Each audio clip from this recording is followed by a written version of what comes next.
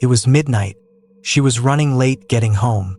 After a night out with friends, Sarah set off for home with her best friend, Rebbe. On the way, a figure dressed in white suddenly crossed the road and entered the forest. They all head into the woods, but initially, they didn't see anyone. However, Sarah heard an unknown sound and found a doll in the forest. She took it home for her younger sister. There's a terrifying local legend about this doll in the town. Moreover, Sarah didn't just give the doll a place in her home. Instead, she invited their deaths. To know what happened to Sarah and her friends, you have to watch the movie The Communion Girl. At the beginning of the story, we see a girl named Sonia. Sonia is sitting alone and crying for her doll, the one she has lost. She wonders what might have happened to her doll, all alone in this freezing cold. Maybe its skin has peeled off. There are many marks on Sonia's skin as well. She's clearly terrified of something. Suddenly, the sound of a door opening is heard. Sonia's boyfriend, Tano, comes to her. He tries to convince Sonia to eat something, but it doesn't work. When the lights start flickering, Sonia goes into even more fear. In a fearful voice, Sonia then says, "She is coming. She has arrived. She takes me to a terrifying place." Suddenly, a loud noise echoes. Sonia starts panicking, clutching a fork from her food bowl. Tano tries to calm her down, but she doesn't calm down. Suddenly, a female figure dressed in white appears before Sonia's eyes, but Tano cannot see her. Tano tries to explain to her that there is nothing there. It's all her imagination. Sonia then says, "I can't take it anymore." Saying this, she immediately stabs her own neck several times with the fork. Then she takes her own life. Right there, a doll is seen in Sonia's room. Next, a communion scene is shown, where Jesus Christ is remembered. A communion ceremony is taking place. The name of a little girl participating in this ceremony is Judith, and her older sister's name is Sarah, and her family is present here. In the middle of the ceremony, they enter as the door opens. Besides, another character is Rebbe. Rebbe is Sarah's best friend. Rebbe and Sarah were laughing and whispering about going somewhere at night. So a nun comes and removes Rebbe from there. Rebbe is basically an atheist. She doesn't believe in God, and she doesn't care about these rituals at all. After the ceremony, everyone was talking with Sarah's family. Sarah's family has recently moved here. Moments later, Sarah's mother is introduced to a local woman there. That woman was clearly showing off her wealth. Just like our Desi aunties next door, that woman was flexing hard. "Oh sister, you don't know, my younger daughter runs around a lot. What if she loses the chain around her neck? It's 18-karat gold." Sarah didn't like this bragging at all. For this reason, Sarah then intentionally spills orange juice on her, and she starts making sarcastic remarks. "Auntie Therese, don't you worry at all. This is just cheap polyester. It will come off with a little scrubbing." Then everyone is called for photos. One by one, everyone's photos were being taken. Everyone was taking photos with dolls. But Judith didn't have any doll. Her mother tells her to take a photo with a Holy Cross necklace in her hand. Suddenly, a woman comes to Sarah and wants to know if they have seen her daughter, Marisol. She was also wearing a similar communion dress. She hasn't been found since then. Before Sarah could properly understand her words, two men from the church take the woman away. At home, there has been some trouble between Sarah's parents regarding their workplace, and they are talking about that matter. Sarah has come to tell her mother that she will go to the party with her friend Rebbe tonight, and she had already mentioned this at home. Sarah's father doesn't like her friendship with Rebbe. However, Sarah's mother was saying, "Since you are going, go. I won't stop you. Be back home by 1 o'clock. And throw out the trash on your way out." Like an obedient girl, Sarah comes to pick up the trash. She sees the necklace given to Judith by their mother is lying in the trash bin. Sarah takes the necklace to Judith and explains to her. Judith says that like the other girls, she also wants a doll. This necklace won't do for her, and for this reason, she threw it away. Sarah puts the necklace in Judith's closet and tells her not to do this kind of thing. Judith says she doesn't like it here. She doesn't like the people here either. Sarah assures her that everything will be fine. And saying this, after convincing her, she leaves the house. Sarah is basically an introverted girl. If she goes with Rebe, she will be able to enjoy herself too. Rebe has already decided to go in Tano's car. The guy Tano is not very good. When he was about to leave with other girls, Rebe fights a small battle with him. Right then, they reach the party. At the party, Sarah and Rebe have a lot of fun.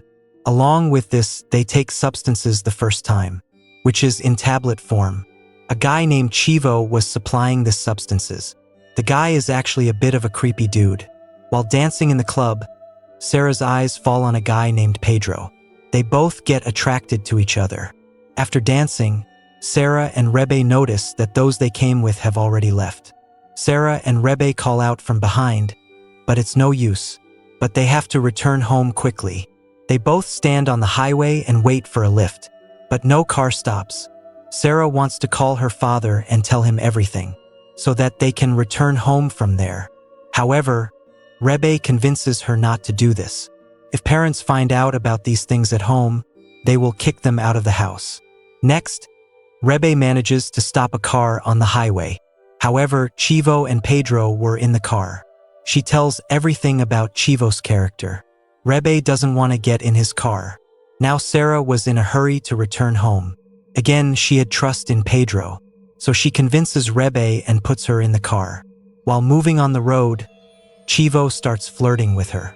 Right then, the car starts turning from the highway toward the forest, which quickly turns into an argument between Rebe and Chivo while he's driving. Suddenly, a little girl dressed in white crosses in front of the car. Sarah screams upon seeing her. At that moment, they immediately stop the car. Sarah gets out of the car and starts looking for the girl. And Pedro, Rebe, and later Chivo go after her. But Sarah finds nothing there except a doll. When the others go back to the car, Sarah hears someone whispering, "My doll is lost. She is alone." This same doll was also in Sonia's room. Sarah brings the doll home with her. Sarah was supposed to return home at 1 a.m. However, she returned at 6 a.m. Even if she can dodge her parents' eyes, she cannot dodge Judith's eyes. So to keep her mouth shut, Sarah lets her read one of her adult magazines. In the morning, Judith was reading it at the breakfast table, and Sarah's father starts interrogating. What time did Sarah return home at night? Judith says to her father, "She woke me up after 1 a.m. at night." However, she avoided the topic and saved Sarah. Later, Sarah's mother explains to her not to let her sister read such magazines anymore. Remedios, meaning Sarah's mother, was scolding her a bit because she hasn't been eating properly lately. Right then, Sarah vomits there. Due to eating random things at night, Sarah also notices a strange mark on her hand while freshening up. But without giving it much importance, she goes to meet Rebe. After spending a long time with Rebe, Sarah says she will go to the father. The doll found last night belonged to a girl wearing a white communion dress. For this reason, he might be able to say whose doll this is. Then Rebe tells her not to tell these things outside, because there is a local legend in this area. The legend is about a little communion girl. Whoever's path she crosses gets cursed. The incident is like when a black cat crossing the road is considered bad luck. And Rebe tells her to forget all these matters. On the road, there is a bit of a scuffle between them and the girls from the previous night regarding Rebe's mother. Next, Rebe goes back home. Then Sarah talks to the father alone about this doll. But the father says these are just stories and nothing else. Forget these things. However, the wrinkles on the father's face were saying something else. As if he is hiding something. He knows everything but doesn't want to say. Rebe lives with her drug-addicted father, and she does all the housework alone. Her father wants to know where she has been all this time. Rebe says she was with Sarah. Next, Sarah returns home and talks to Judith. She wants to take a bath.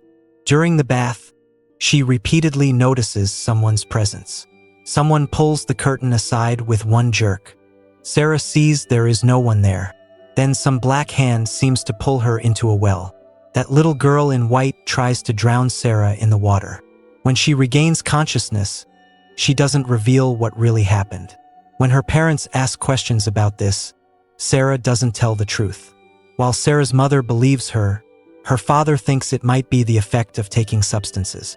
So he disciplines his daughter strictly and issues a ban on going out of the house for 1 month. The next day at school, Sarah tells Rebbe the whole story. If this is the effect of substances, then why didn't anything happen to Rebbe? And Sarah also shows that mark on her hand to Rebbe, which is increasing bit by bit.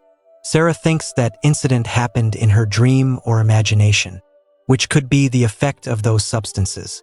However, the surprising thing here is that Rebbe reveals she has a similar mark on her neck too. Later, they both go to Chivo, because Rebbe had bought those substances from him. Chivo then denies it to their faces. There are no side effects to these substances. He takes it himself, and no marks have appeared on his body yet. Next, when Sarah and Rebbe are leaving, they meet Pedro. He approaches Sarah for a date, but Sarah says no to him. Pedro also asks Sarah if she found out anything about that doll.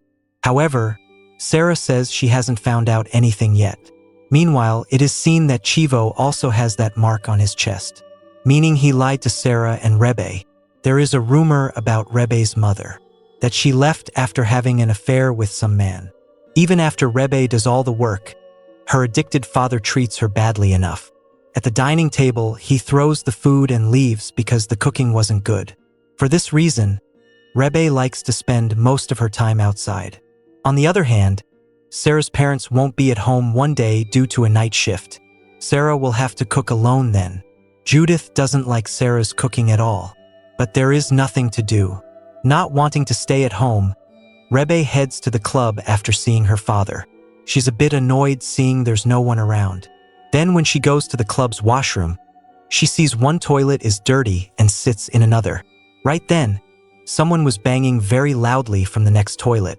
Rebbe thinks maybe someone is asking for help for toilet paper. When Rebbe gives toilet paper from underneath, someone snatches it away. After coming out of the washroom and washing her hands, the lights there start flickering. There is no one around. The doors start banging from underneath. Amidst many sounds, suddenly that girl in white comes forward. Rebbe then runs out of the club in fear. She comes to the telephone booth outside and calls Sarah. And she starts saying all the events that happened to her one by one. That Rebbe has also seen the one Sarah saw. Sarah gets no chance to say anything. Before that, the lights there start flickering again. She can't hear Sarah and Rebbe's conversation on the phone. Rebbe hears those whispering words. My doll is lost. She is very alone. Rebbe realizes someone is behind her. As she turns around, the little girl's spirit attacks her. Sensing the matter from the other end of the phone, Sarah wants to go to Rebbe. Right then, Sarah's father tries to stop Sarah. But disregarding his words, Sarah convinces Judith and leaves through the house balcony. Meanwhile, the little girl's spirit tries to drown Rebbe in some unknown drainage water. Sarah arrives at the right time and keeps calling the unconscious Rebbe. Rebbe comes out of that water. At one point, Rebbe regains consciousness. Rebbe says to Sarah, she might be following us.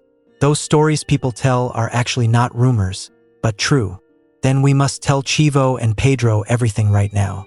On the other hand, Chivo is seen talking to Pedro at his gaming shop and leaving after saying goodbye. Later, the lights there start flickering. A game starts running without any cable plug-in. At first, he thinks maybe someone is playing a joke on him. But the next moment, seeing all the games flickering in the same way one by one, Chivo then takes a stick in his hand in anger and says, whoever is there, come out right now. Next, one by one, all the lights start flickering in the darkness. Just then, suddenly that little girl's spirit appears in front of Chivo. Seeing her, Chivo somehow manages to escape. He goes and sits in his car and somehow starts driving the car. Rebbe and Sarah were also coming to Chivo then. Chivo was now trying to keep himself calm, but this time, sensing someone's presence in the car. As he looks back, he sees the terrifying form of that spirit. Unable to control the steering wheel, Chivo has an accident. Rebbe and Sarah rush to him. Chivo says only 2 words. He says, that girl. And while finishing the whole sentence on the spot, Chivo dies right there, which happened right in front of Sarah and Rebe. Then the police come and start interrogating Sarah and Rebe. Before Rebe could tell the incident, the police say he was an addict. He used to do all kinds of substances, which means the case will likely be closed and the investigation won't go much further. Pedro comes there.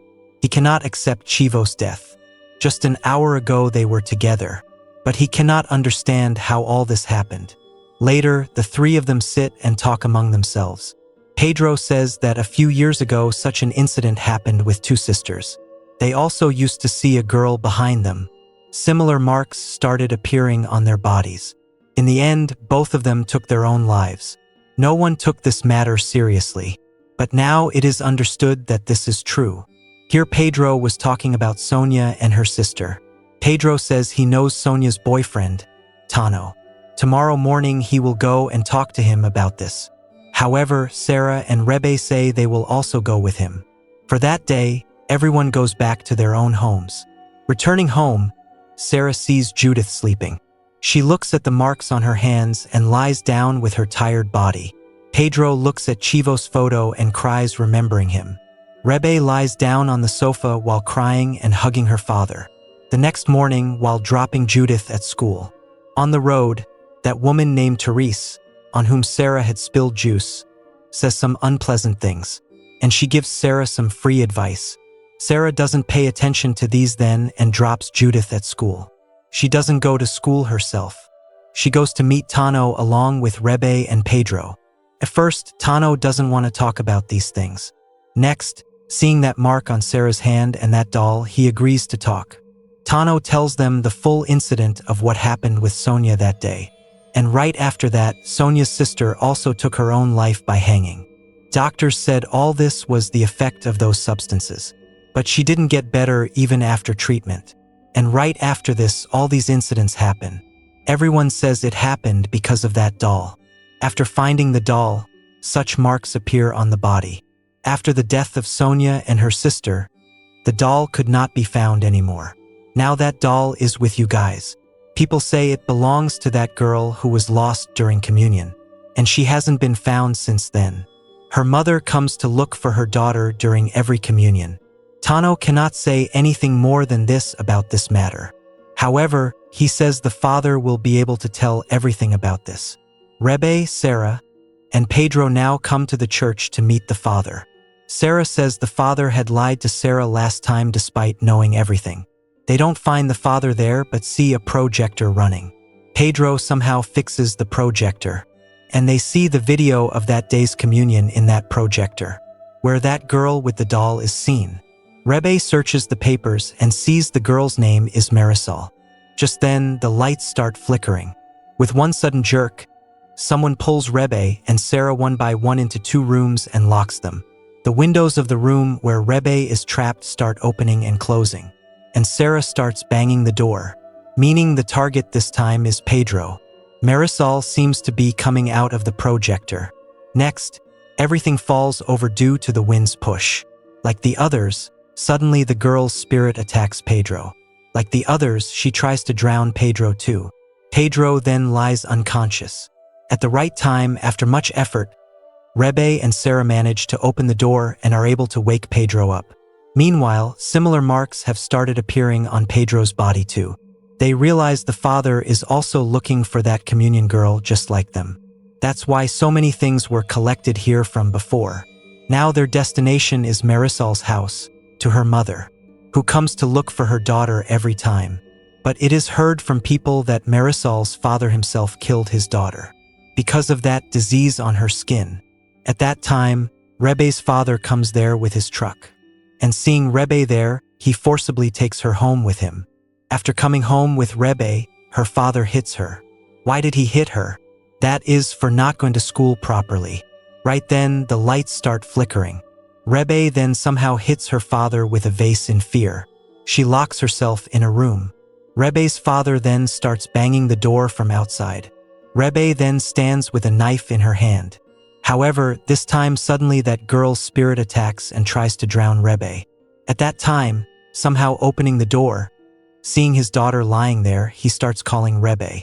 When her consciousness returns and she wakes up, thinking he is the spirit, she stabs her own father in the chest with the knife. Meanwhile, Pedro and Sarah have arrived at Marisol's house. Dodging Marisol's father, they enter his house.